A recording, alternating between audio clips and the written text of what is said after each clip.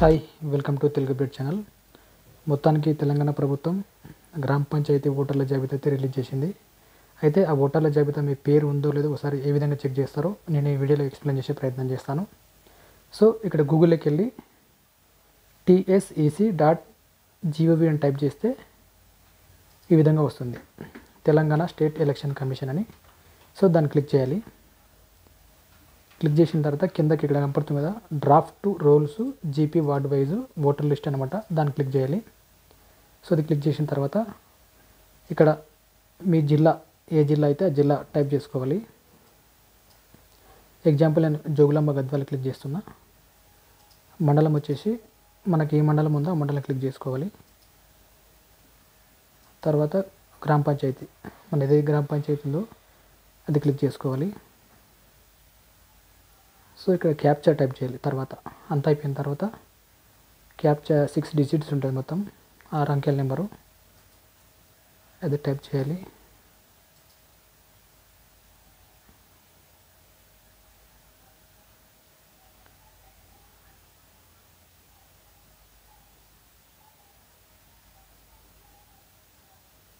ఇక్కడ అది టైప్ చేసిన తర్వాత జీపీ వార్డ్ వైజ్ డేటా అని క్లిక్ చేస్తే దానికి సంబంధించిన డీటెయిల్స్ మొత్తం ఇక్కడ వస్తుంది. కిందకి రండి. సో ఇక్కడ కనపడుతుంది కదా, గ్రామ panchayat ward, male female others totals, అంటే దీంట్లో మొత్తం ఎన్ని ఓట్లు ఉన్నాయి, మీ వార్డు నెంబర్ ఏది క్లిక్ చేసి, ఎగ్జాంపుల్ నా వార్డు 1 అనుకోండి, వార్డు 1 క్లిక్ చేస్తున్నా. తెలుగు ఉంటుంది, ఇంగ్లీష్ ఉంటుంది. సో ఇక్కడ కనపడుతుంది కదా, మండలం, గ్రామ పంచాయతీ, వార్డు నెంబర్, మన ఏ మండలం ఉంటుందో మండలం పేరు, గ్రామ పంచాయతీ, వార్డు నెంబర్ ఉంటుంది. సో ఇక్కడ కిందకి వెళ్ళి చెక్ చేసుకోండి మొత్తం టోటల్ ఎన్ని ఓట్లు ఉన్నాయి. దీంట్లో ఈ వార్డులో 49 ఓట్లు ఉన్నాయి టోటల్, మొత్తం 104 ఉన్నాయి. దాంట్లో పురుషులు 49 ఉన్నాయి, స్త్రీలు 55 ఉన్నాయి ఓటర్ల సంఖ్య. సో ఇక్కడ చెక్ చేసుకోండి. దీంట్లో మీ పేరు, మీ ఫాదర్ పేరు, మీ ఏజు, అదేవిధంగా ఎపిక్ నెంబర్ కూడా ఉంటుంది, మొత్తం చెక్ చేసుకోండి. ఒకవేళ మీ పేరు లేదనుకోండి, ఒకసారి ఎన్నికల సంఘానికి సంబంధించి లేకపోతే మీ పంచాయతీ సెక్రటరీని కలిస్తే సరిపోతుంది. 90% ఉంటాయి, ఎందుకంటే ఎవరికి కన్ఫ్యూజ్ లేదు, క్లియర్గా ఉంటుంది. చూస్తున్నారు కదా, మొత్తం టోటల్ అని చెప్పే కదా, 104 ఓట్లు అని చెప్పే కదా ఇందాక.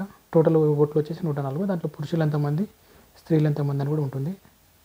సో అది సెలెక్ట్ చేసుకొని, ఒకవేళ మీ ఈ ఓటర్ లిస్ట్లో మీ పేరు లేదనుకోండి, మీ గ్రామ పంచాయతీ కార్యదర్శిని సంప్రదిస్తే సరిపోతుంది అనమాట. సో ఇదనమాట తెలంగాణ ప్రభుత్వం అయితే ఎట్టకేలకు గ్రామ పంచాయతీకి సంబంధించి ఎన్నికలకు సంబంధించి ఓటర్ల జాబితా అయితే రిలీజ్ చేసింది ఈరోజు.